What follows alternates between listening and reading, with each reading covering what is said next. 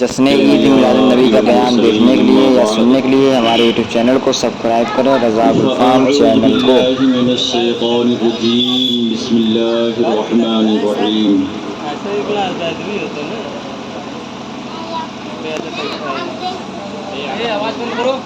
وما ارسلناک الا رحمتا للعالمین۔ آمنت باللہ صدق اللہ العظیم وصدق رسولہ النبی الامین المتین المکین الکریم، ونحن على ذلك لمن الشاہدین والشاکرین والذاکرین، والحمد للہ رب العالمین۔ آواز ہو بلند درود و سلام کی، آواز ہو بلند درود و سلام کی، محفل سجی ہوئی ہے خیر الانام کی۔ اللہ کا وظیفہ ہے، یہ درود پاک ہے کیا؟ اللہ کا وظیفہ ہے اور قدسیوں کا بھی، اللہ کا وظیفہ ہے اور قدسیوں کا بھی، کیا شان ہے رسول علیہ السلام کی۔ اس لیے آواز ہو بلند درود و سلام کی، بآواز بلند درود پاک پڑھیں۔ اللہم صلی علی سیدنا شفیعنا حبیبنا قریبنا نبینا مولانا محمد وبارک وسلم، صلو علیہ صلاۃ و سلام علیک یا حبیبی یا رسول اللہ صلی اللہ تعالی علیہ وآلہ وسلم۔ تمامی لوگ ہمارے ساتھ مل کر پڑھ لیں، الصلاۃ والسلام علیک یا رسول اللہ، الصلاۃ والسلام علیک یا حبیب اللہ،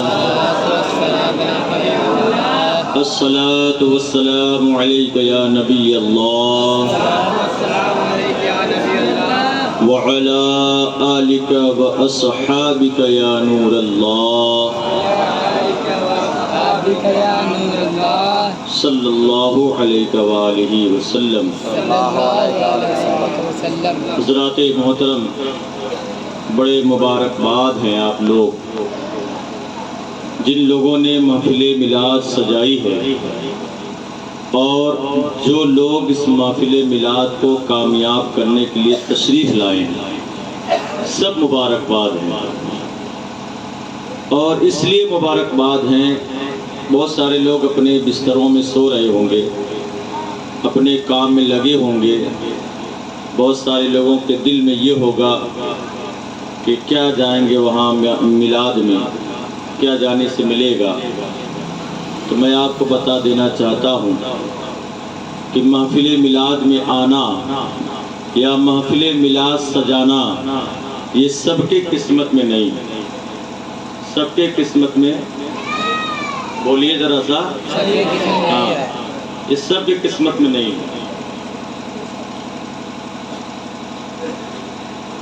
حضور سیدنا غوث پاک رضی اللہ تعالیٰ عنہ فرماتے ہیں، یہ غوث پاک ہے کون؟ آپ نے بارہا سنا ہے کہ یہ ولیوں کے سردار ہیں، لیکن یہ صحابہ نہیں ہیں، یہ صحابہ نہیں ہے۔ صحابہ کس کو کہتے ہیں؟ جو اللہ کے پیارے حبیب صلی اللہ علیہ وآلہ وسلم کو اپنی زندگی میں دیکھا، جس نے ایمان کی حالت میں دیکھا اور ایمان ہی کے حالت میں اس دنیا سے تشریف لے گئے، انہیں صحابہ کہتے ہیں۔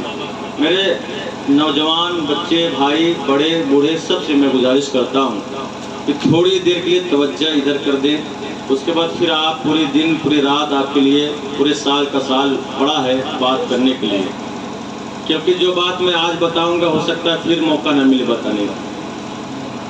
تو میں صحابہ بتا رہا تھا کہ صحابہ کہتے کس کو ہیں؟ جو اللہ کے پیارے حبیب صلی اللہ علیہ وآلہ وسلم کو اپنی زندگی میں ایمان کے ساتھ دیکھا اور جس نے دیکھنے کے بعد پھر ایمان ہی کے ساتھ وہ دنیا سے تشریف لے گئے، انہیں کیا کہتے ہیں؟ زور سے بولیے، ہاں، صحابہ، انہیں صحابہ کہتے ہیں۔ غوث پاک صحابہ نہیں، کیونکہ انہوں نے بظاہر اپنی حیات میں، اپنی زندگی میں اللہ کے پیارے حبیب صلی اللہ علیہ وسلم کو نہیں دیکھا۔ کیوں؟ کیونکہ آپ کے زمانے میں تو اللہ کے حبیب صلی اللہ علیہ وسلم تھے ہی نہیں دنیا میں، بظاہر دنیا میں نہیں تھے، دنیا سے رحلت فرما چکے تھے۔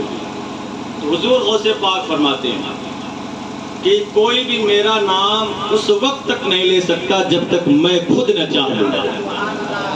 بات کو سمجھیے گا، کب تک وہ میرا نام نہیں لے سکتا؟ جب تک میں خود نہ چاہوں. تو بتائیے، جس غوث کا یہ معاملہ ہے، جس غوث کا یہ مرتبہ ہے، جو غوث ایسا کہتا ہے، اس غوث کے نانا کا حال کیا ہوگا؟ تو محفل میلاد سجانا سب کی بس کی بات نہیں ہے، اور محفل میلاد میں آنا یہ بھی سب کی بس کی بات نہیں ہے. تو محفل میلاد میں جو آئے ہیں، اس لیے وہ مبارکباد ان کو میں پیش کر رہا ہوں کہ آپ بڑے خوش نصیب ہیں کہ اللہ کے پیارے حبیب صلی اللہ علیہ وسلم نے آپ کو پسند فرمایا کہ یہ میرا غلام میرے محفل میں آئے. اور جو نہیں آئے ہیں وہ اپنی قسمت پر وہ کیا کہتے ہیں، اپنی قسمت پر ناز نہ کریں، بلکہ وہ یہ سوچیں کہ میری قسمت خراب ہے جو میں محفل میلاد میں نہیں گئے. یہ مبارک مہینہ ربیع الاول شریف کا چل رہا ہے، ہر طرف لوگ عشاق رسول اپنے اپنے طریقے سے خراج عقیدت پیش کر رہے ہیں. کوئی محفل میلاد سجا کر، کوئی قرآن خوانی کرا کر، کوئی ذکر و اذکار کر کے کرا کے، کوئی جلوس محمدی میں شرکت کر کے، کوئی جلوس نکال کر، کوئی اپنے ہر عشاق، ہر مسلمان، ہر مومن اپنے طریقے سے یہ کام کر رہا ہے اور خراج عقیدت آقا کی بارگاہ میں پیش کر رہا ہے. یہ وہ مہینہ چل رہا ہے، لیکن اس مہینے کے بعد بھی محفل میلاد سجاتے ہیں لوگ. اس میں زیادہ لوگ اس لیے سجاتے ہیں کہ یہ میرے آقا کا مہینہ ہے، اور آقا کا مہینہ ہے تو ظاہر سی بات ہے کہ ہم کو جو بھی یہ ملا ہے. آج میں منبر نور پر بیٹھا ہوں، میں بھی آپ ہی کی طرح ایک چھوٹا سا انسان ہوں، آپ ہی کی طرح ایک معمولی انسان ہوں، لیکن آج میں منبر پر بیٹھ کر اگر آپ کو کچھ بتا رہا ہوں اور آپ اتنے غور سے سن رہے ہیں، میں ایک مثال کے طور پہ آپ کو بتاتا ہوں کہ اگر یہ دن کا ماحول ہوتا اور کوئی بھی شخص آ کر آپ کو کہتا، ہر دکان پہ جاتا، ہر گھر میں جاتا، مسلمانوں کے یہاں جا کر کہتا کہ بھائی ذرا میرے گھر پہ آنا، اس ٹائم پہ آ جانا، آپ سے کچھ کام ہے، تو اللہ ماشاء اللہ 2-4 لوگ کو چھوڑ کر باقی کوئی نہیں آنے والا. کوئی آتا؟ بتائیے.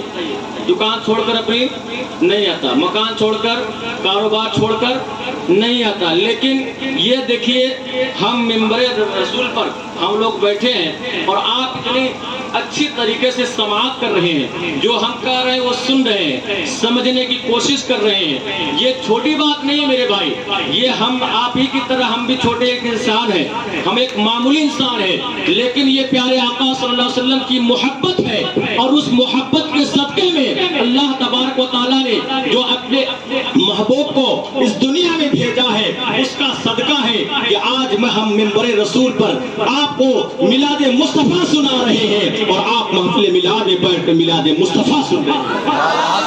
یہ معمولی بات نہیں ہے، تو یہ معمولی بات نہیں ہے. تو محفل میلاد ہر جگہ سجائی جا رہی ہے، رچائی جا رہی ہے، لوگ اپنے طریقے سے اظہار محبت کر رہے ہیں، آقا کی بارگاہ میں کر رہے ہیں. اسی طریقے سے یہاں کے لوگوں نے، کچھ بچوں نے مل کر ہمارے پاس فون کیا کہ حافظ جی اگر آپ خالی ہیں تو آپ ہمارے یہاں آ جائیے، ہم لوگ بھی محفل میلاد سجا کر آقا کی بارگاہ میں خراج عقیدت پیش کرنا چاہتے ہیں. حالانکہ وقت، آپ آواز میری سمجھ رہے ہوں گے، میری آواز آپ لوگ پہلے بھی سنے ہیں، میری آواز کیا کر رہی ہے آپ سمجھ رہے ہوں گے. وقت یہ جو چل رہا ہے، کبھی کبھی 2-3 پروگرام ہو رہا ہے، یہ اللہ کا کرم ہے. ایک دن انسان، ابھی دیکھیں جلوس محمدی نکلا ہوگا، آپ کے یہاں نکلا یا نہیں نکلا اللہ بہتر جانے، جہاں بھی نکلا ہے لوگ اتنا نعرہ لگاتے ہیں ان کی آواز بیٹھ جاتی ہے. اور اللہ کا کرم ہی ہے یہ، اور یہ نبی کی میلاد کا صدقہ ہے کہ ہم لوگ روزانہ پڑھ رہے ہیں، روزانہ چلا رہے ہیں، روزانہ کہہ رہے ہیں، لیکن اللہ کا کرم ہے کہ پھر بھی جہاں جاتے ہیں اللہ پاک عزت رکھ لیتا ہے. یہ نبی کی نعت کی یہ نعت کا صدقہ ہے. یہ محفل میلاد جو ہم کر رہے ہیں، ہم لوگ روزانہ پوری رات گزار رہے ہیں، پوری رات سوتے نہیں ہم لوگ، کبھی 2 گھنٹہ سوتے ہیں، کبھی 3 گھنٹہ سوتے ہیں، کبھی وہ بھی نہیں سوتے. دین کا ماحول یہ ہے کہ دن میں کوئی نہ کوئی کام پڑا رہتا ہے، دن میں بھی آرام نہیں کر پا رہے ہیں.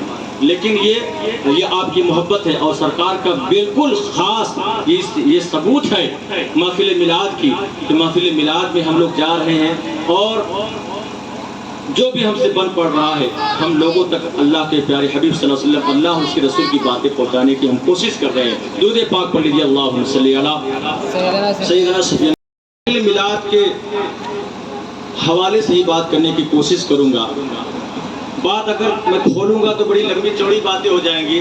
اور کہتے ہیں کہ اگر کسی کو کاجو بادام بھی زیادہ دے دو گے تو بھی نقصان کرتا ہے کہ نہیں؟ صحیح بات. کوئی بھی چیز فائدے والی چیز ہے نا، وہ بھی اگر زیادہ مل جائے تو بھی نقصان کر ہی دیتی ہے وہ چیز.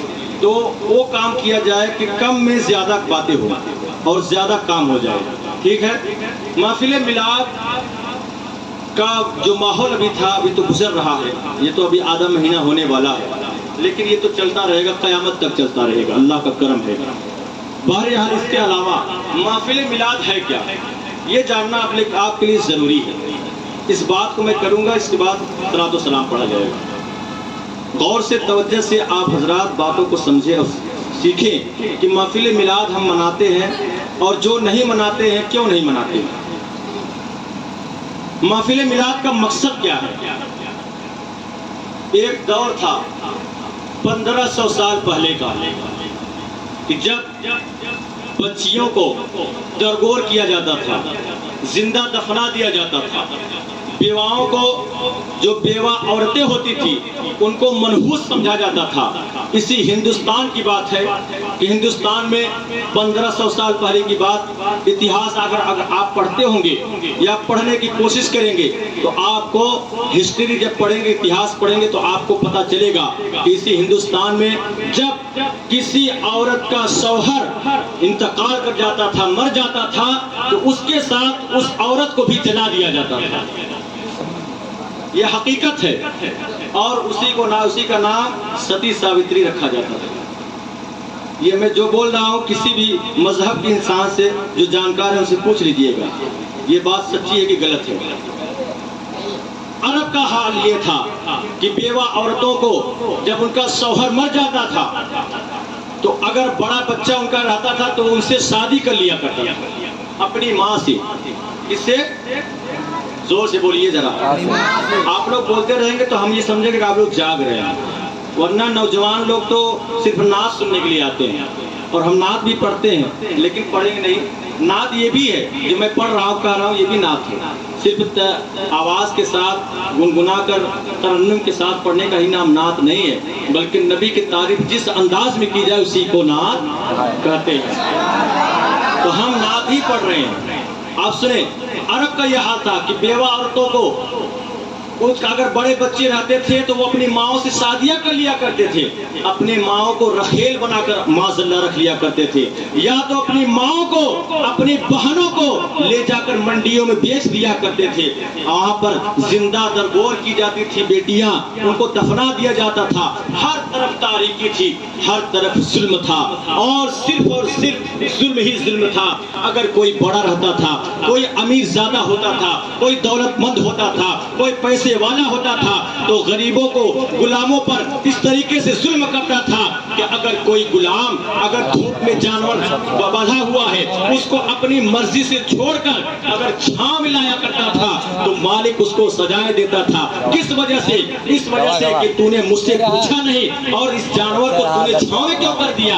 اگر تم مجھ سے پوچھتا تو ہو سکتا ہے میں کہتا کہ چھاؤں میں کر دے یا نہ کر دے. اس طریقے سے سزائے دی جاتی تھی. غلاموں کو رکھا جاتا تھا، عورتوں کے اوپر بہت ظلم کیا جاتا تھا، عورتوں کو اپنی پیر کی جوتیاں سمجھا جایا کرتا تھا. انسانیت کے اوپر دھبے لگ چکے تھے، انسانیت ختم ہو چکی تھی. نام کے تو انسان تھے لیکن کام ان کا جانوروں سے بدتر ہو چکا تھا. ایسے ماحول میں اللہ نے اپنا کرم فرمایا، اپنا فضل فرمایا، اپنے پیارے محبوب سرکار دو عالم صلی اللہ علیہ وآلہ وسلم کو اس دنیا فانی میں مبعوث فرمایا، پیدا فرمایا. اور جب میرے آقا صلی اللہ علیہ وسلم اس دنیا میں تشریف لائے تو ہر طرف سے صدائیں آ رہی تھی، مرحبا مرحبا اہلا و سہلا، مرحبا مرحبا مرحبا یا مصطفیٰ مرحبا.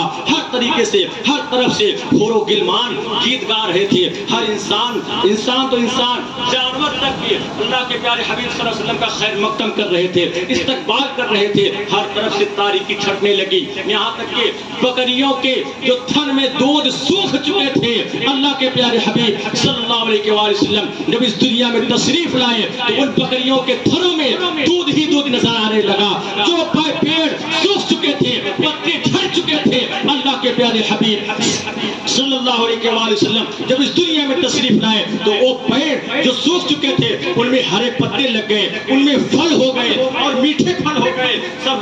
سب لوگ حیران ہو گئے کہ جو کھجوریں سوکھ چکی تھی، جس میں کھجور کا کوئی موسم ہی نہیں تھا، اس بے موسم وقت میں کھجور کے پیڑوں میں کھجور لگے ہوئے تھے اور خوبصورت میٹھے کھجور لگے ہوئے تھے۔ لوگ کہتے تھے واقعی میں کوئی کرشمہ ضرور ہوا ہے، کوئی کرشمہ ضرور ہوا ہے۔ جب لوگوں نے پتہ لگایا تو پتہ لگا کہ حضرت عبد المطلب کے گھر ان کے بیٹے حضرت عبداللہ رضی اللہ تعالی عنہ کے گھر پر سرکار دو عالم صلی اللہ علیہ وسلم مبعوث فرمائے پیدا ہوئے ہیں۔ یہ یہاں سے جو آپ اس بات کو یاد رکھیں، محفل میلاد کیا ہے؟ محفل میلاد کو یاد رکھیں گے تو انشاءاللہ بات پوری سمجھیں گے۔ محفل میلاد کا مقصد کیا ہے؟ اللہ نے اپنے پیارے محبوب کو بھیجا کیوں ہے؟ جبکہ آپ سے پہلے 1,24,000 کم و بیش انبیاء دنیا میں آئے، انہوں نے حق کی بات بتائی، حق کا پیغام پہنچایا ہر طرف، تو پھر میرے آقا کو بھیجنے کا مقصد کیا تھا؟ میرے اللہ نے کیوں بھیجا؟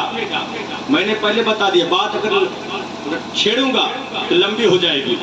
میں کوشش کر رہا ہوں کہ اتنی بات کروں جو آپ کو سمجھ میں بھی آ جائے اور میری بات بھی پوری ہو جائے۔ اللہ کے پیارے حبیب صلی اللہ علیہ وسلم کو اللہ نے کیوں بھیجا؟ اس کا مقصد کیا تھا؟ اس کا مقصد، اس کا مطلب اللہ بہتر جانتا ہے، لیکن علماء فرماتے ہیں کہ جو ہر طرف تاریکی تھی، ہر طرف جو ظلم تھا، اس کو مٹانے کے لیے بڑوں کو چھوٹے سے شفقت، چھوٹوں کو بڑی کی ادب، امیر زادے غریبوں پہ جو ستم کرتے تھے، مالک نوکروں پر جو ستم کرتے تھے، ہر طرف جو ظلم تھا اس کو مٹانے کا مطلب مقصد تھا میلاد۔ میلاد کو پہلے آپ یہ سمجھ لیجیے میلاد کا مطلب کیا ہوتا ہے۔ آپ لوگ سن رہے ہیں سب لوگ؟ ماشاءاللہ۔ میلاد کا معنی سن لیجیے کیا ہے۔ میلاد کا نام سن کر بہت لوگوں کو کھجلی ہو جاتی ہے، لیکن آج میں آپ کو میلاد کا مطلب سمجھا دیتا ہوں۔ مطلب معنی، میلاد کا مطلب ہوتا ہے پیدا ہونا۔ کیا ہوتا ہے؟ سب لوگ بولے تاکہ یاد ہو جائے۔ میلاد کا مطلب ہاں پیدا ہونا۔ آپ کے گھر میں کوئی بچہ ہوا نا، آپ یہ بھی کہہ سکتے ہیں کہ میرے گھر میں ایک بیٹا کا میلاد ہوا ہے۔ میلاد کا مطلب یہی ہوتا ہے۔ میلاد النبی کا مطلب ہوتا ہے نبی کی پیدائش، نبی دنیا میں تشریف لائے، اسی کا نام کیا ہے؟ میلاد النبی۔ ٹھیک ہے، میلاد کا مطلب آپ سمجھ لیں۔ میلاد کا مقصد کیا ہے؟ میلاد کا مقصد یہ ہے میرے بھائی، آج ہمارے دلوں میں، ہمارے اندر ایک چیز پائی جا رہی ہے بڑی تیزی سے۔ آج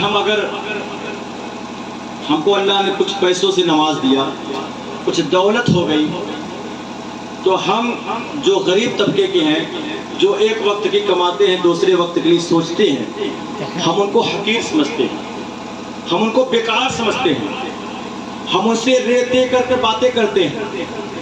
اگر کوئی دولت مند ہے، کوئی پیسہ والا ہے، زمین جائیداد والا ہے، تو ہم اس کو آپ کہہ کر بات کرتے ہیں۔ حقیقت بول رہا ہوں، غلط بول رہا ہوں، بتائیے۔ جس کے پاس پیسے ہیں اس کو ہم آپ کہتے ہیں، وہ کیوں نہ کتنا بڑا ظالم ہو، شرابی ہو، زناکار ہو، بدکار ہو، گنہگار ہو، بے نمازی ہو، نیک کام نہ کرتا ہو، لوگوں کو ستاتا ہو، لوگوں کو دھمکیاں دیتا ہو، لوگوں کو گالیاں دیتا ہو، لیکن جب ہم اس سے ملیں گے تو کیا کہتے ہیں؟ آپ کیسے ہیں؟ کہتے ہیں کیا؟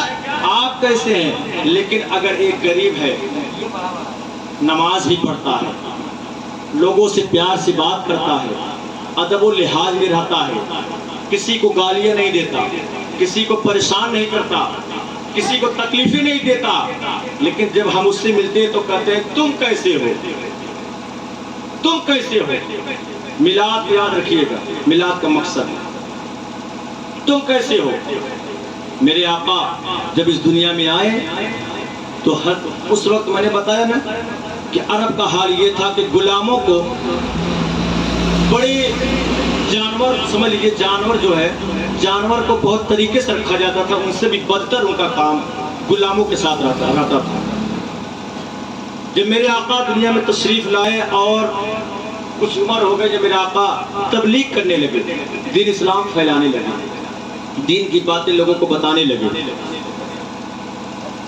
تو آپ نے دیکھا کہ بلال کا غلام جو تھا امیہ، اس نے کچھ جو دے دیا تھا، اور اس وقت ابھی حضرت بلال ایمان نہیں لائے تھے۔ امیہ جو دے دیا اور وہ ٹھنڈی کی اور سخت راتیں اور بالکل برہنہ بغیر کپڑے کا صرف ایک تہبند لگا کر بیٹھے ہیں، بخار کی شدت ہے، زبردست بخار ہے۔ امیہ نے دے دیا، اس جو کو لو، اس کا آٹا نکالو، صبح تک ہم کو آٹا چاہیے۔ اس طریقے سے غلاموں کو ظلم ہوتا تھا۔ میرے بھائی سنیں، امیہ نے یہ کہا کر وہ اپنے گھر چلا گیا۔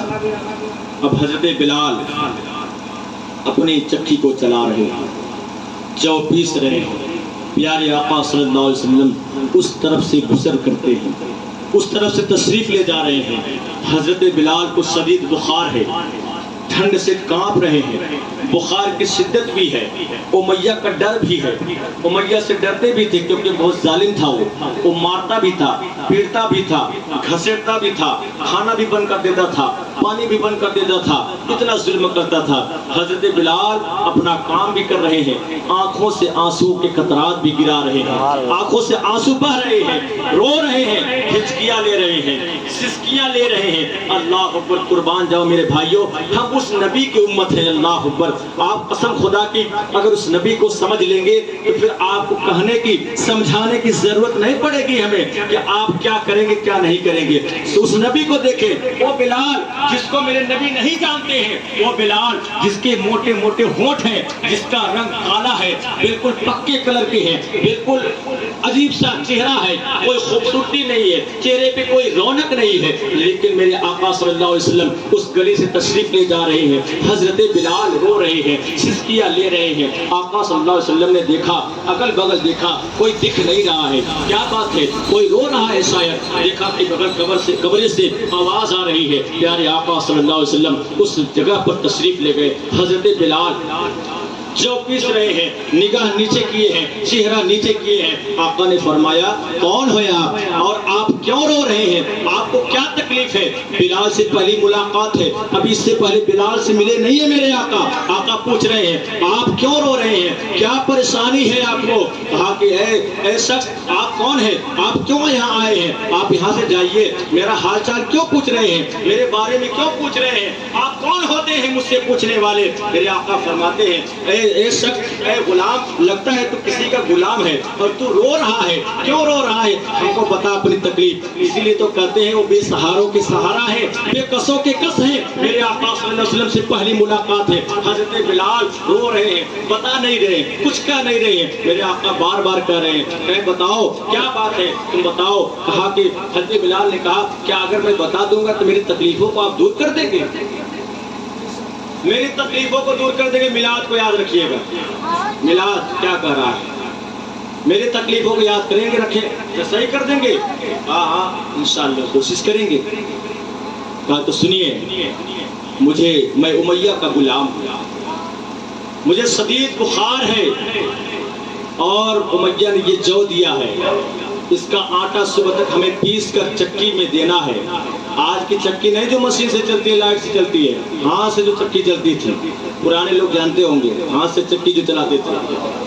رات بھر گزارنا ہے ہم کو، اور یہ آٹا صبح اگر میں نہیں دیا تو امیہ ہم پر بڑا ظلم کرے گا، بڑی پریشانی میں ہم کو ڈال دے گا۔ اللہ اکبر۔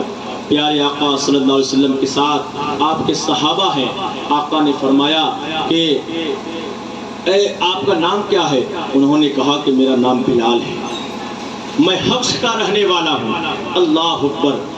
میرے آقا نے فرمایا اب دیکھیں اس بات کو یاد رکھیے، میلاد کیا ہے، میں جو باتیں کرنے جا رہا ہوں آپ اس کو غور سے توجہ سے سنیے گا. حضرت بلال رضی اللہ تعالیٰ عنہ کو اللہ کے پیارے حبیب صلی اللہ علیہ وسلم نے فرمایا کہ اے بلال تم آرام کرو، میں تمہاری چکی چلاتا ہوں، میں آٹا پیستا ہوں. اللہ کے پیارے حبیب صلی اللہ علیہ وسلم نے فرمایا کہ میں تمہاری چکی چلا کر تمہیں صبح تک آٹا دوں گا. اب بلال کہتے ہیں آپ کون ہے؟ یہ عرب دیش ہے، یہاں پر کوئی کسی کو پوچھنے والا نہیں ہوتا ہے، یہاں کوئی کسی کا ملجا نہیں ہے، یہاں کوئی کسی کا مسیحا نہیں ہے، یہاں کوئی کسی کو جاننے والا نہیں ہے، یہاں کوئی مرتا ہے تو مر جائے، کوئی جیتا ہے تو جی جائے، اس سے کسی سے مطلب نہیں ہوتا. لیکن آپ ہیں کون جو ہمارے تکلیف میں آپ اس طریقے سے خوشحالی لے کر آئے ہیں؟ میرے آقا نے فرمایا اے بلال رہنے دو، تم یہ بعد میں جان لینا، لیکن ابھی تمہیں شدید بخار ہے، تم بڑی پریشانی میں ہو، تم رو رہے ہو، سسکیاں لے رہے ہو، کانپ رہے ہو، ٹھنڈی کی یہ رات ہے. آقا نے اپنا کملی والا کمبل اتارا اور بلال کو اڑا دیا اور کہا بلال تم آرام کرو، میں چکی چلاتا ہوں. اللہ اکبر کبیرہ. اللہ کے پیارے حبیب صلی اللہ علیہ وسلم پہلی ملاقات حضرت بلال سے پوری رات اپنے ہاتھوں سے چکی چلاتے ہیں اور صبح تک اس جو کو پیس کر اس کا آٹا نکال کر رکھ کر چلے جاتے ہیں. بلال سو گئے، بلال سو گئے. آرام ملا جب ان کو کمبل، کالی کملی کا، وہ نرم کمبل کا، وہ جنتی کمبل کا جب سکون میسر ہوا تو بلال سو گئے. اور جب امیہ صبح آیا ہاتھ میں کوڑے لے کر، ہاتھ میں ڈنڈے لے کر آیا اور کہا کہ بلال تمہاری اتنی ہمت کہ میں نے جو دیا تھا تو پیسے بغیر سو گیا. اللہ اکبر. بلال کی آنکھیں کھل گئی، اب پھر رونے لگے. ابھی ادھر نہیں دیکھ رہے کہ آٹا پسا کے رکھا گیا ہے، رونے لگے. اللہ اکبر. اب تو امیہ ہمارے اوپر ظلم کرے گا، ہمارے اوپر ظلم کرے گا. میرے بھائی سنیں، اللہ کے پیارے حبیب صلی اللہ علیہ وسلم کا احسان کیا ہے ہم پر. حضرت بلال رضی اللہ تعالیٰ عنہ اٹھے جب امیہ کوڑے کو اٹھاتا ہے، اور حضرت بلال جب دیکھتے ہیں جو کی طرف تو جو نہیں ہے، جب دوسری طرف دیکھتے ہیں تو دیکھتے ہیں آنکھوں کا ڈھیر لگا ہوا ہے، آنکھوں سے آنسوں کے قطرات جاری ہو جاتے ہیں. امیہ بھی دیکھتا ہے، کہتا ہے بلال تو نے رات بھر میں اتنا جو کیسے پیس دیا؟ تھوڑا بہت نہیں تھا، کئی بوری جو رکھا تھا وہ صرف ظلم کرنے کے لیے ان کے اوپر، لیکن آقا نے اس کو پیس کر رکھ دیا. اب سنیں یہ بلال کون ہے؟ حبش کے رہنے والے، حبش کے. آقا سے پہلی ملاقات ہے، ظلم ہو رہا ہے، اس ظلم کو مٹانے کے لیے میرے آقا آئے ہیں. ہم کیا کر رہے ہیں؟ ہم کو نے کہا نا کہ ہمارے پاس تھوڑی سی طاقت ہو جائے تو ہم کمزوروں کو دبانے کی کوشش کرتے ہیں. تھوڑی سی دولت آ جائے تو ہم غریبوں کو یہ سمجھتے ہیں کہ یہ ہمارے سامنے کچھ نہیں ہے. ہم تکبر اور گھمنڈ میں چور ہیں. ہم اگر رشتہ داری بھی کر رہے ہیں تو اگر بیٹی کے لیے بیٹا ڈھونڈ رہے ہیں تو یہ سوچتے ہیں کہ بیٹا کم سے کم 25-50 ہزار کمانے والا ہو، یہ سوچتے ہیں. اگر بیٹا کے لیے بیٹی ڈھونڈ رہے ہیں تو یہ سوچتے ہیں کہ بیٹی خوب نیک ہو، جو بہو بن کر آئے خوب نیک ہو، قرآن پڑھنے والی ہو، تلاوت کرنے والی ہو، سب کا فرما بردار ہو، سب سے پہلے گھر میں اٹھے اور سب سے لاسٹ میں سویا کرے، جب سب لوگ کھانا کھا لے جو بچے اسی کو کھایا کرے. یہ ہم سوچ کر بہو مانگتے ہیں. اور بیٹی کی جب باری آتی ہے تو کہتے ہیں ہماری بیٹی تو بڑی اچھی ہے. میرے بھائی ایک بات بتائیے، ہر انسان یہ سوچتا ہے کہ نہیں داماد ہم کو ایسا چاہے کہ کمانے والا ہے. دولت ہر انسان کو اس طریقے سے مسلمانوں کو گمراہ کر دی ہے کہ ہر جگہ پر رشتہ داری ہو، ناطے داری ہو، جنازہ تک کے ماحول میں دیکھیے جو پیسے والے ہیں ان کے جنازے میں بہت سارے لوگ آتے ہیں، اور جو غریب مر جاتا ہے تو اس کے جنازے میں دو سب بھی نہیں ہوتی. حقیقت بول رہا ہوں کہ غلط بول رہا ہوں؟ بولیے ذرا زور سے بولیے، صحیح بات ہے نا.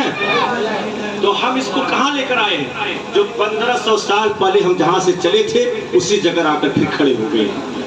میرے آقا نے بتایا کہ بلال کون ہے، یہ حبش کے رہنے والے ایک غلام ہے۔ میرے آقا نے ہر قصہ مختصر، میں باتیں کروں گا، میں نے کہا کہ یہ باتیں چھیڑ دوں گا تو بڑی لمبی باتیں ہو جائیں گی۔ اللہ کے پیارے حبیب صلی اللہ علیہ وسلم نے بلال کو جو جس عوض میں جس دولت سے امیہ نے خریدا تھا اس سے دوگنا دے کر حضرت بلال کو واپس لے لیا۔ اللہ اکبر، اب وہ غلام نہیں رہ گئے، اب وہ غلام صرف آقا کے رہ گئے، اور ایسے غلام بنے کہ حضرت عمر فاروق رضی اللہ تعالیٰ عنہ مسجد نبوی میں بیٹھ کر خطبہ دے رہے ہیں۔ کون عمر؟ وہ عمر جس کا نام سن کر قیصر و کسریٰ کا بادشاہ کانپ جاتا ہے، جس کا نام سن کر شیطان راستہ بدل دیتا ہے، جس کا نام سن کر اچھے لوگ ٹھہرا جاتے ہیں، جس کا نام سن کر جو کعبہ پہ کھڑے ہو کر 40واں مسلمان جو بنے حضرت عمر فاروق رضی اللہ تعالیٰ عنہ نے کہا کہ اے لوگوں سنو، اگر کسی کو اپنا بیٹا یتیم کرانا ہے،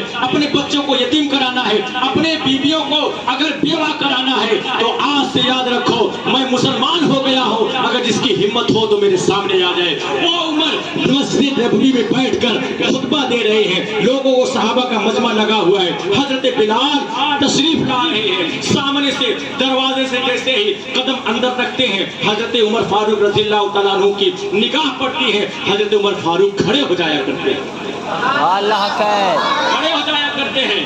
کیوں؟ محفل میلاد کا مقصد میں بتا رہا ہوں میرے بھائی، محفل میلاد کا مقصد کیا ہوتا ہے؟ صرف جھنڈے لگانا، محفل میلاد سجانا، جلوس محمدی نکالنا، یہ ضروری صرف نہیں ہے، یہ کریے بڑی اچھی بات ہے، یہ آقا کے عشق کی ایک علامت ہے، لیکن اس کے ساتھ آپ کے اندر یہ بھی ہونا چاہیے۔ حضرت بلال رضی اللہ تعالیٰ عنہ رونے لگے، آنکھوں سے آنسو گرنے لگے، کہا عمر فاروق آپ اللہ کے پیارے حبیب صلی اللہ علیہ وسلم کے دوسرے خلیفہ ہیں، آپ کا رتبہ اتنا بڑا ہے کہ اللہ کے پیارے حبیب صلی اللہ علیہ وسلم نے فرمایا کہ اگر میرے بعد کوئی نبی ہوتا تو عمر ہوتا، اتنا بڑا مرتبہ ہے، اور اس غلام کے لیے آپ کھڑے ہو گئے۔ پیارے آقا صلی اللہ علیہ وسلم کے دیوانوں سنو، حضرت عمر فاروق نے کہا اے بلال تیرے موٹے موٹے ہونٹ ضرور ہیں، تو کالا رنگ کا ضرور ہے، تو حبشی ماں کا بیٹا ضرور ہے، لیکن میرے آقا کے قدموں میں تو آ گیا تھا، اس لیے میں تیری صورت پہ نہیں، تیرے صورت کو دیکھ کر نہیں، بلکہ آقا کی غلامی میں آنے کی وجہ سے میں تیرا تعظیم کرتا ہوں۔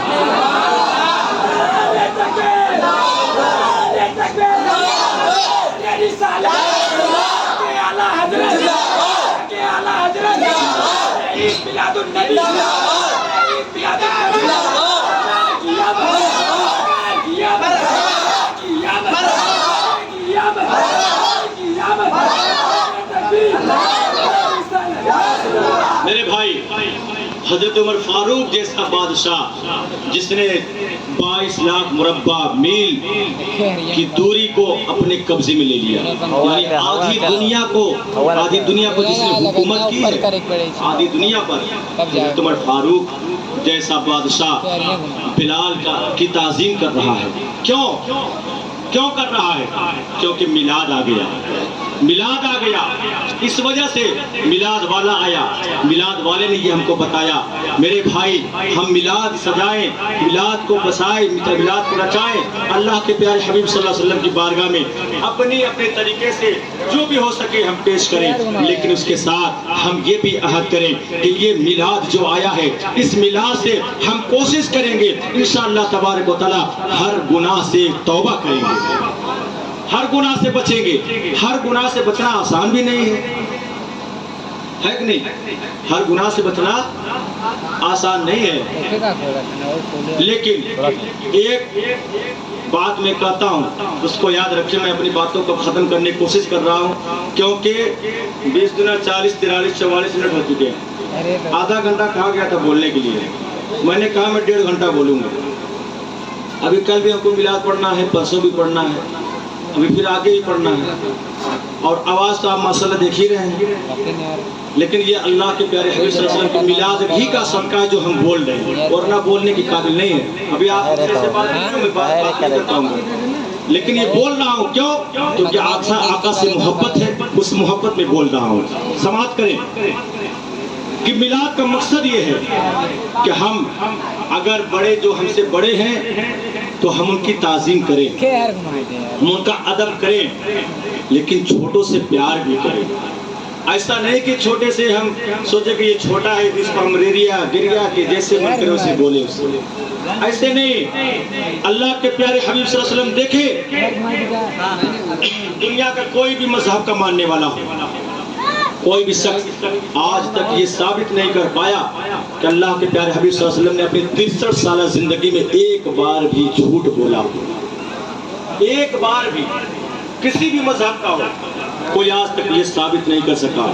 بڑے بڑے عیسائی, یہودی, اپنے اس وقت میں بات کر رہا ہوں, اس وقت کی نہیں, اس وقت کی چھوڑیے, اس وقت میں بات کر رہا ہوں, جو بڑے بڑے سائنٹسٹ ہیں, ویگیانک ہیں, وہ ریسرچ کر رہے ہیں, آقا کی ہر سنت پر ریسرچ کر رہے ہیں کہ جو اگر محمد رسول اللہ صلی اللہ علیہ وسلم کی یہ سنت ہے تو ضرور اس میں کوئی بات ہے, کوئی مطلب ہے, کوئی فائدہ ضرور ہے, اور اس فائدے کو ریسرچ کر کے نکال رہے ہیں اور کہہ رہے ہیں کہ واقعی میں اگر دنیا میں 1400 سال پر جو محمد آئے ہیں ویسا کوئی آج تک نہ آیا تھا نہ قیامت تک آ سکتا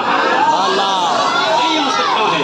تو بتاؤ, جو جس کو اللہ تبارک و تعالیٰ نے اس دنیا میں بھیجا ہے ویسا کسی کو بھیجا ہی نہیں اور قیامت تک بھیجے گا بھی نہیں, تو پھر بتاؤ اس کا احسان ہم پر بھی ہو, ہمارے والدین پر بھی ہو, ہمارے بال بچوں پہ بھی ہو, ہمارے گھر والوں پر بھی ہو, ہمارے قرب و جوار میں بھی ہو, ہمارے گاؤں والوں پر بھی ہو, ہمارے شہر والوں پر ہی ہو, ہمارے صرف اس شہر والوں کے نہیں بلکہ ہندوستان اور بیرون ملک کے اوپر نہیں بلکہ پوری دنیا میں, اس دنیا میں بھی احسان جن کا ہو اور اس دنیا میں بھی جس کا احسان ہو, تو بتاؤ پھر ہم ان کا میلاد کیوں نہ منائیں گے, کیوں نہ منائیں ان کا میلاد ہم, اور ان کی میلاد خوشیاں ہم کیوں نہ منائیں جن کے صدقے میں سب کچھ ملا. اب سن لیے, آخری بات کرنے جا رہا ہوں, اس کے بعد صلاۃ و سلام ہوگا. اب میں وہ بات کرنے جا رہا ہوں جو لوگ محفل میلاد نہیں مناتے. میں نے کہا دونوں بات کروں گا. محفل میلاد کا مقصد یہ ہے کہ آپ توبہ کر لیجیے جو گناہ آپ کر رہے ہیں. آپ جو گناہ کرتے ہیں آپ اچھی طریقے سے جانتے ہیں, ہم سے جو غلطی ہو رہی ہے ہم جانتے ہیں. ہمارا مطلب یہ ہونا چاہیے کہ ہر میلاد پر ایک غلطی سے, ایک گناہ سے, جو گناہ ہم کر رہے ہیں ہمیشہ کر رہے ہیں, اس گناہ سے ہم توبہ کر لیں. بولیے, توجہ دے رہے ہیں آپ لوگ نہیں؟ سب لوگ سنیں, ایک گناہ سے کم ایک میلاد پر, ہر میلاد پر, یعنی ہر سال ایک میلاد آئے گا, ہر سال میلاد آتا ہے, ہر سال ہم بڑے گناہوں سے توبہ کریں, ایک گناہ سے ضرور توبہ کریں. عہد کر لیں کہ یا اللہ اگر میں شراب پیتا تھا آج کے بعد میں شراب نہیں پیوں گا. سبحان اللہ تو بولیے. یہ عہد کریے کہ اگر میں, ہماری نگاہیں گندی تھی تو آج سے میں عہد کرتا ہوں کہ آپ کبھی بھی کسی کے اوپر گندی نگاہ سے نگاہ نہیں ڈالوں گا. یہ آپ ہر میلاد میں ایک گناہ سے اگر توبہ کرتے رہیں گے, اللہ پاک آپ کی عمر میں درازی فرماتا رہے گا. تو انشاءاللہ تبارک و تعالیٰ آپ دیکھیں گے کہ 10 میلاد آتے آپ 10 بڑے گناہوں سے بچنے لگیں گے. یہ میلاد کا مقصد ہے, یہ میلاد منانے کا طریقہ ہے میرے بھائی, اور اس لیے میرے آقا کی میلاد مناؤ. میلاد منانے کا ثبوت قرآن و حدیث سے بھی ہے, ہر جگہ سے آپ کو ثبوت مل جائے گا. قرآن پاک میں آتا ہے, اللہ تبارک و تعالیٰ نے فرمایا کہ وَأَمَّا بِنِعْمَةِ رَبِّكَ فَحَدِّثْ, اور میری نعمتوں کا خوب چرچا کرو, خوب چرچا کرو, خوب چرچا کرو. کس کی نعمتوں کا؟ نعمت کیا ہے؟ اللہ نے ہم کو ہاتھ دیا ہے, منہ دیا ہے, بولنے کے لیے زبان دیا ہے, آنکھیں دی ہے, کان دیا ہے, پیٹ دیا ہے, جسم دیا ہے. جسم کا ایک حصہ, میں ایک آپ کو ایک چھوٹی سی بات بتاتا ہوں. یہ منہ میں جو زبان کے کنارے جو دانت لگے ہیں ہمارے, اس کی قیمت آپ جانتے ہیں؟ میں آنکھ اور گردے کی بات نہیں کر رہا ہوں, میں دانت کی بات کر رہا ہوں. اس کی قیمت جانتے کیا ہے؟ آپ تو سوچتے ہو کہ اگر دانت ٹوٹ جاتا ہے تو ہم ڈاکٹر کے جاتے ہیں تو 2000-2500 روپے میں جو دانت لگ جاتا ہے. لیکن بتائیے جو قدرت نے دیا ایسا ہی لگتا ہے؟ ایمانداری سے بتائیے, صحیح سے بولیے. ایسا ہی رہتا ہے, وہ نقلی رہتا ہے نا.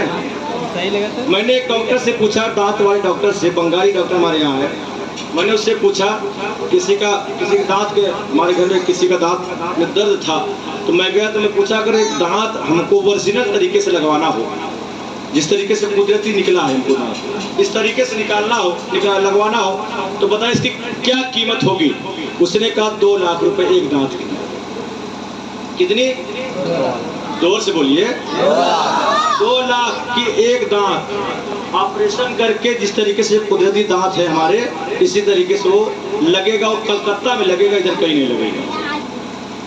हम कहा ऑपरेशन के बाद ये 2 लाख तो ऑपरेशन में जाएगा, और उसके बाद क्या दवा का खर्च अलग। चलो मैं 2 ही लाख मांगता हूँ। अब बताइए आपके मुंह में अगर 30 दांत है, वैसे तो 32 होते हैं, मैं 30 ही कर रहा हूँ, ज्यादातर लोगों को 30 ही होता है। 30 दांत है तो बताइए दांत कितने लाख क्या हुआ?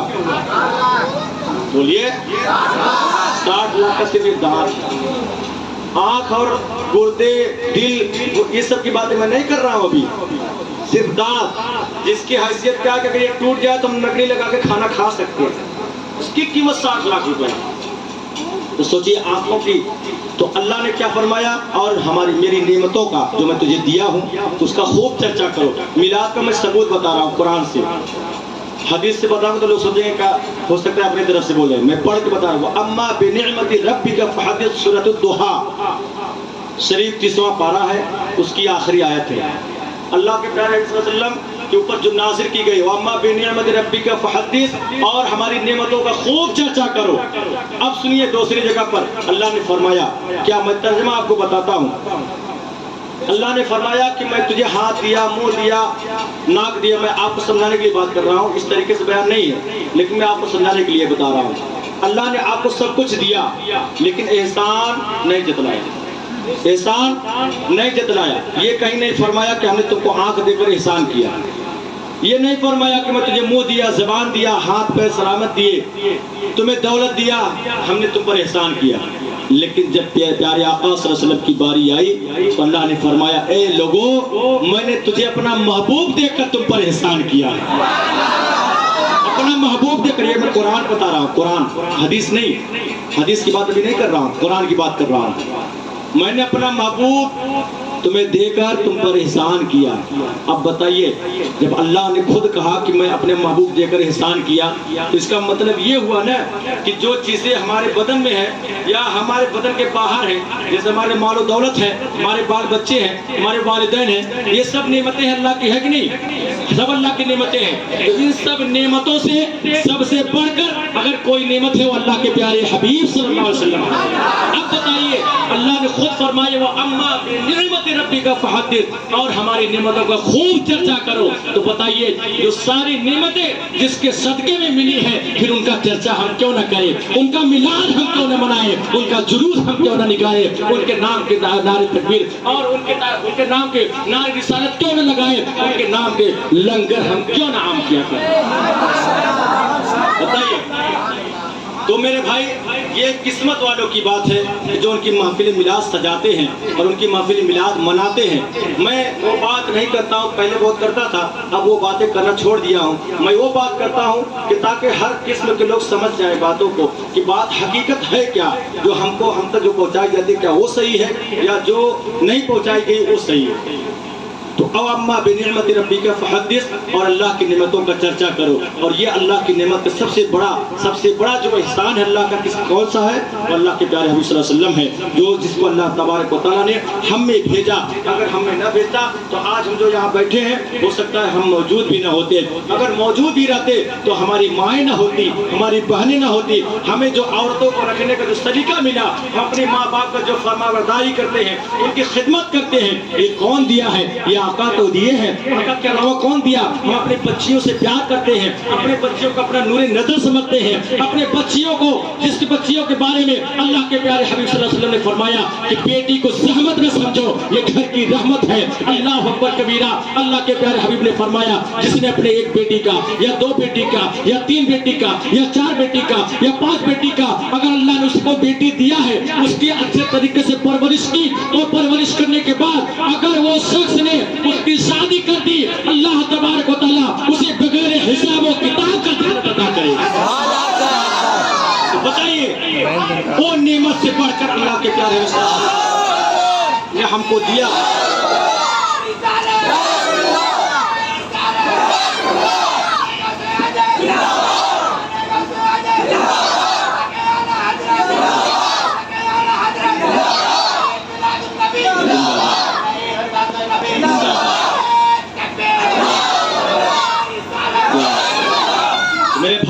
یہ مقصد میلاد ہے.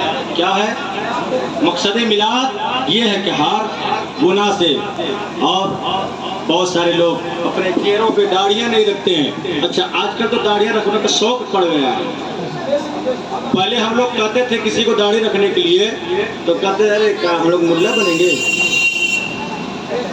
کہتے تھے نہیں. صحیح بات ہے. ارے ہم داڑھی رکھ لیں گے تو لوگ ملا جی کرنے لگیں گے. داڑھی کس نے رکھا بتائیے؟ میرے آقا نے داڑھی رکھا کہ نہیں؟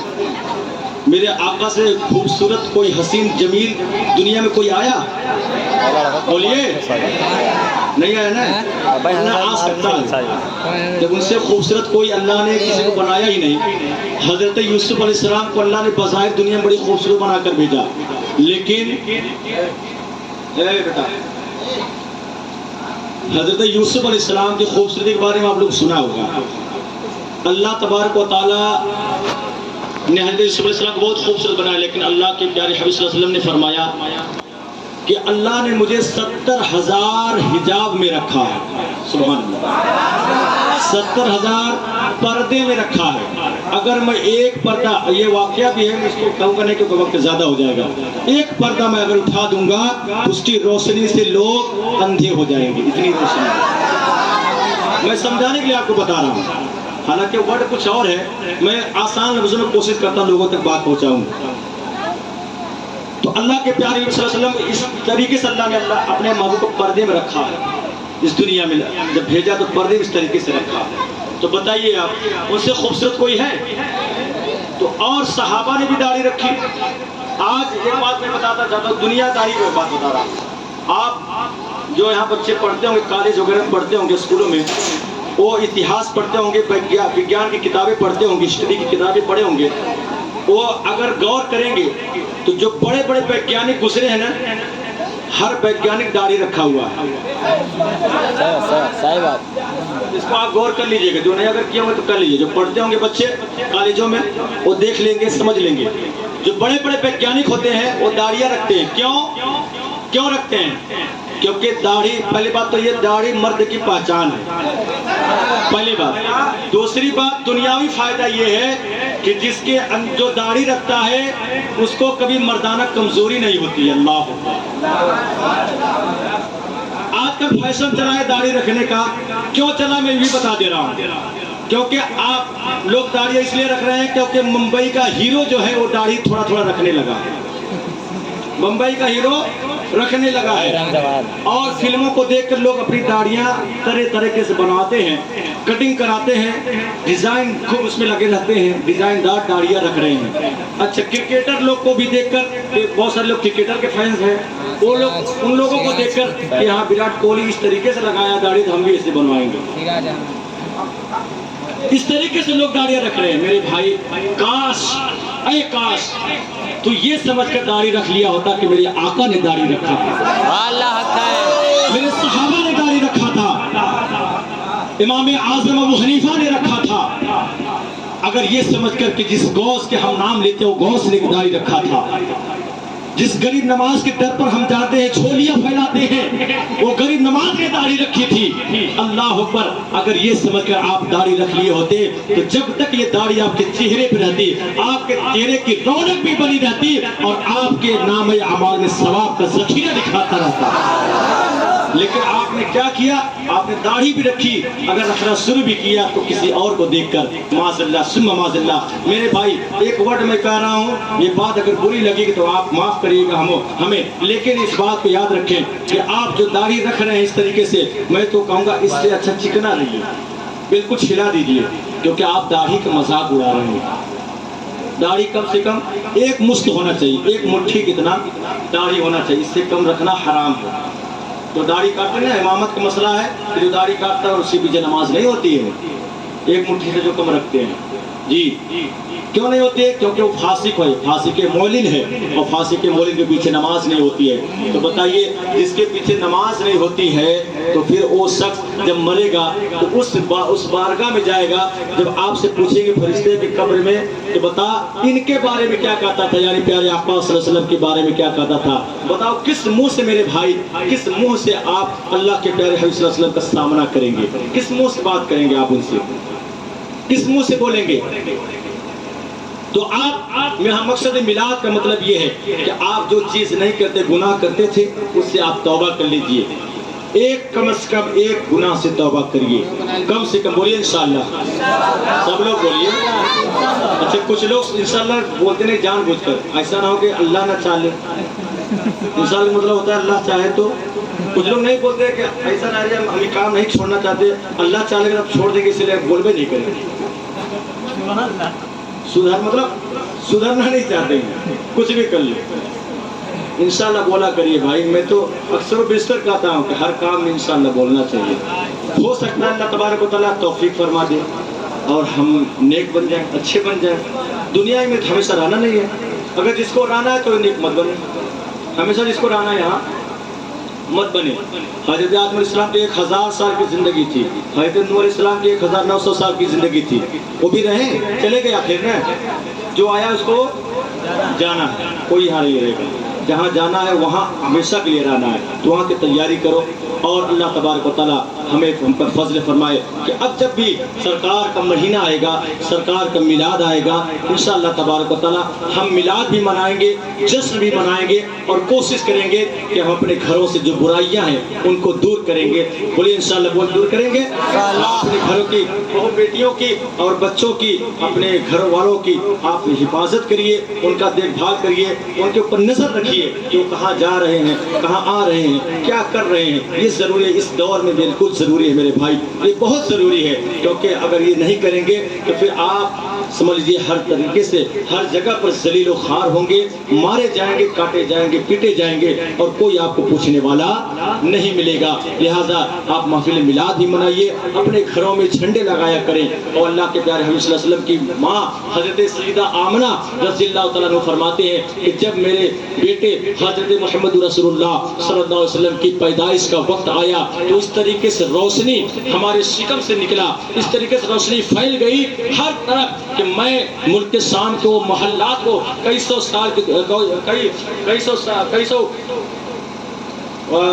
سو دوری پہ، کلومیٹر کی دوری پر، کئی سو میل کی دوری پر جو محلات ملک شام کے تھے، اس کو میرے سرکار کی والدہ نے دیکھ لیا تھا اس روشنی میں، اور کہا کہ کوئی آنے والا آیا، 3 جھنڈے لے کر آیا، ایک کعبے کی چھت پر گاڑا، ایک مشرق یعنی پورب میں گاڑا، ایک مغرب یعنی پچھم میں گاڑا. اللہ اکبر. بی بی آمنہ کا یہ فرمان ہے میرے بھائی. اس لیے حضرت جبریل علیہ السلام وہ جھنڈا لے کر آئے تھے. اگر ہم اپنے گھروں پہ جھنڈا لگاتے ہیں تو کسی غیر کے نہیں بلکہ حضرت جبریل امین کی سنت. یہ اپنے گھروں پر جھنڈا لگایا کریں، اور جھنڈے لگانے سے ہمارے گھر کی پہچان بھی ہوتی ہے کہ یہ مومن کا گھر ہے کہ نہیں، یہ مومن کا گھر ہے. اپنے گھروں کو سجائیں. اللہ تبارک و تعالیٰ ہم سب کی محفل میلاد کو جو مقصد ہے اس کو کامیابی اور کامرانی عطا فرمائے. اور جو لوگوں نے، جن بچوں نے مل کر یہ محفل میلاد سجائی ہے، مولا ان کے حوصلے کو اور افزائی فرمائے، ان کے دلوں کو روشن فرمائے، ان کے گھروں میں، ان کے گھر والوں پر، ان کے والدین پر اپنی رحمت نازل فرمائے. جتنے بھی لوگ یہاں پر حاضر ہیں سب کی حاضری کو قبول فرمائے. آئیے تمام لوگ مل کر توبہ استغفار پڑھ لیتے ہیں. استغفر اللہ ربی من کل ذنب و توب الیہ. بلند آواز سے کلمہ طیبہ پڑھیں، لا الہ الا اللہ. اور بلند آواز سے، تھوڑا بلند آواز سے ختم ہو رہا ہے. لا الہ الا اللہ محمد رسول اللہ صلی اللہ تعالی علیہ وآلہ وسلم. وآخر دعوانا الحمدللہ رب العالمین. شاد رہیے، آباد رہیے.